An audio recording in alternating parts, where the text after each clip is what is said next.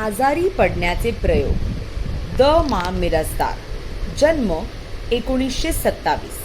प्रसिद्ध लेखक, कथाकथनकार, गप्पा गोष्टी, गप्पांगण, गाणारा भुलुक, गुदगुल्या, जावई बापूच्या गोष्टी, ताजवा, भूताचा जन्म, माझ्या बापाची पेंड, मिरासदारी इत्यादी कथासंग्रह प्रसिद्ध. नावेतील 3 प्रवासी हा अनुवाद, तसेच अंगद पंगद, बँड बाजा हे विनोदी निबंधही प्रसिद्ध. मुलाचे आजारपणाबाबतचे विचार व त्याचे दवाखान्यातील वागणे याचे मार्मिक व विनोदी वर्णन लेखकाने प्रस्तुत पाठात केले आहे. आपण एकदाही कधी दुखणेकरी नव्हतो.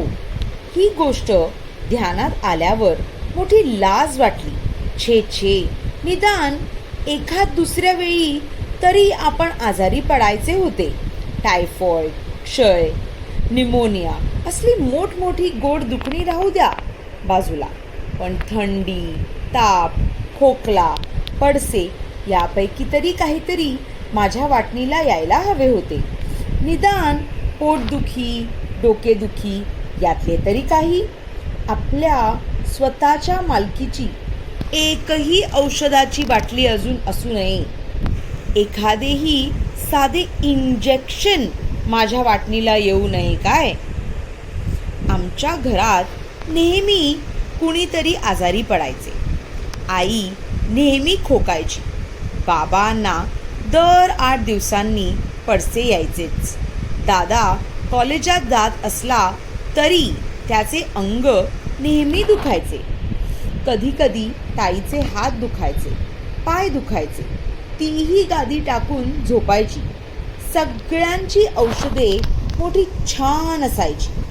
संत्री, मोसंबी, सफरचंद, खडीसाखर, बेदाणे, पेढे, गोड औषध यांचा मारा सारखा चाललेला असायचा. 4 दिवस आजारी पडून अशक्तपणा आला म्हणजे शिराही रोज व्हायचा. हा सगळा प्रकार पाहून आपण आजारी नाही या गोष्टीचे मला अत्यंत दुःख होऊ लागले.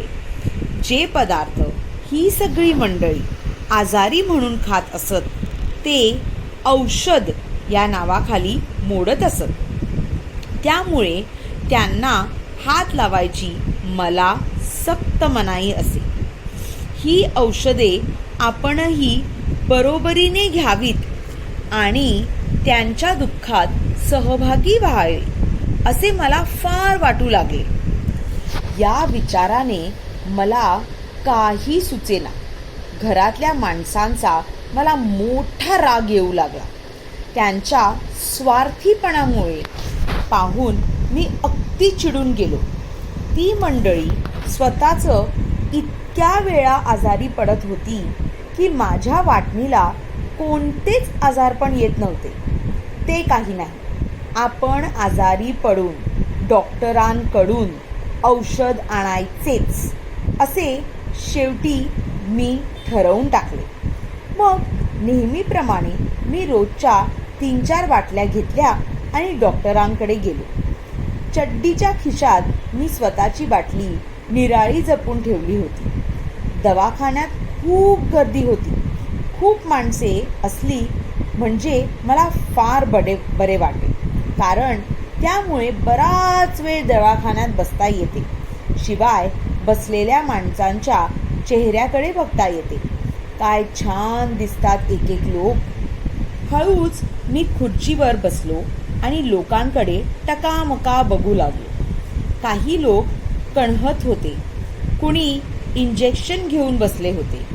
आपल्या दंडावरल्या पिवळ्या डागाकडे मोठ्या फुशारकीने पाहत होते.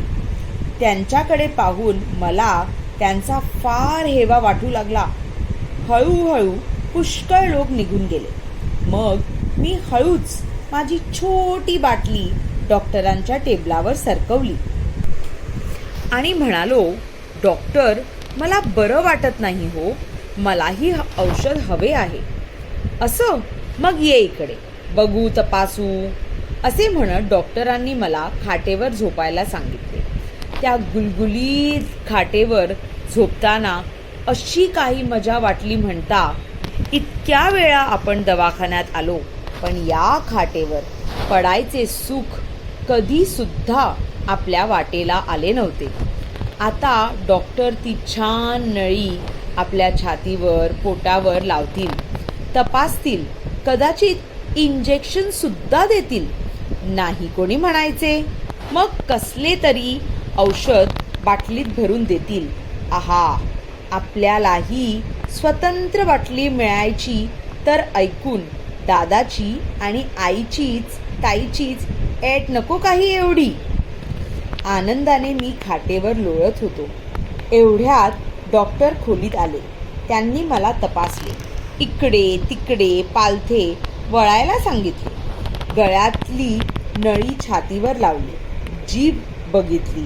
तेव्हा तर मला अगदी धन्य धन्य वाटू लागले. त्यांनी जेव्हा पोटावर एकदम टिचकी मारली तेव्हा तर मला खूप हसायलाच आले. मग मी डॉक्टरांना सांगितले, डॉक्टर, इंजेक्शन द्या बरं का. ताईला आणि दादाला खूप झालीत आतापर्यंत. आता मला पाहिजे निदान एक तरी. डॉक्टर म्हणाले, हो का. मग क्षणात मनात एक धाडसी विचार चमकून गेला. अगदी खासगी आवाजात मी डॉक्टरांना विचारले, तुम्हाला ऑपरेशन करता येतं का हो डॉक्टर. डॉक्टर माझ्याकडे एकदम बघायला लागले. थोडे थांबून म्हणाले, का रे बाबा, नाही, करायचं असलं तर ते सुद्धा करा, मी काही घाबरत नाही. डॉक्टर पाहतच राहिले. मला वाटले ते बहुतेक माझ्या सूचनेवर विचार करत असावेत. होय म्हणाले तर फारच चांगले झाले. ऑपरेशन केलेच त्यांनी तर मग काय विचारता. तसाच पळत पळत घरी जाईन, सगळ्यांना ऑपरेशन दाखवेल. पण डॉक्टर थंडपणे म्हणाले, बराय, आता असं कर, तू उतर खाली. मी मोठ्या नाखुशीनेच खाली उतरलो. त्यांच्या चेहऱ्याकडे उत्सुकतेने बघू लागलो. हे बघ, तुला काहीही झालेलं नाही, समजलं ना. ठणठणीत आहे तब्येत तुझी, तेव्हा औषध काही नाही, पळ, जा घरी. डॉक्टरांचे हे बोलणे ऐकून माझी फार निराशा झाली. मी रडकुंडीला येऊन म्हणालो, असं काय हो, द्या ना मला एखादं औषध.